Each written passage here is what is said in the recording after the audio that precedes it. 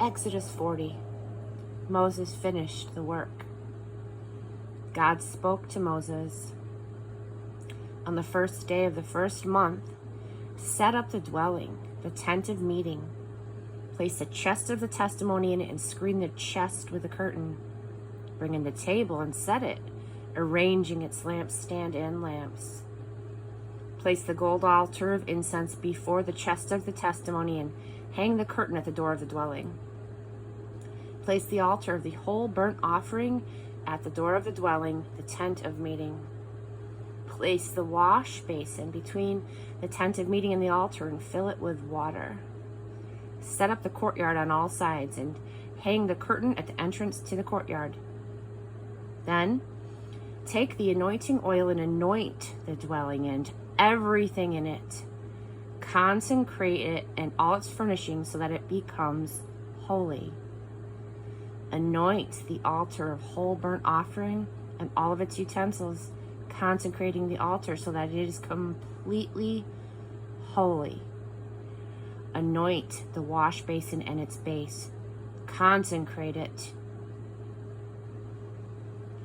Finally, bring Aaron and his sons to the entrance of the tent of meeting and wash them with water. Dress Aaron in the sacred vestments, anoint him, consecrate him, and serve me as priest. Bring his sons and put tunics on them. Anoint them, just as you anointed their father to serve me as priests. Their anointing will bring them into a perpetual priesthood down through the generations. Moses did everything God commanded. He did it all. On the first day of the first month of the second year, the dwelling was set up. Moses set it up. He laid its bases, he erected the frames, he placed the crossbars, he set the posts, he spread the tent over the dwelling, and he put the covering over the tent just as God had commanded Moses. He placed the testimony in the chest, he inserted the poles for carrying the chest, and he placed the lid, the atonement cover, on it. He brought the chest into the dwelling and he set up the curtain, screening off the chest of the testimony just as God had commanded Moses. Then he placed the table in the tent of meeting on the north side of the dwelling outside the curtain, and he arranged the bread there before God just as God had commanded him. Then he placed the lampstand in the tent of meeting opposite the table on the south side of the dwelling, and he set up the lamps before God just as God had commanded him. Then Moses placed the gold altar in the tent of meeting in front of the curtain, and burned fragrant incense on it, just as God had commanded him.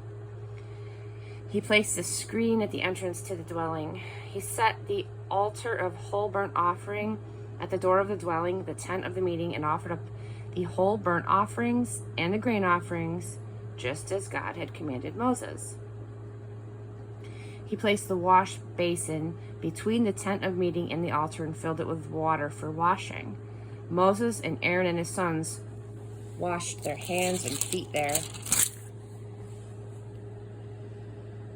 When they entered the tent of meeting and when they served at the altar, they washed just as God had commanded Moses.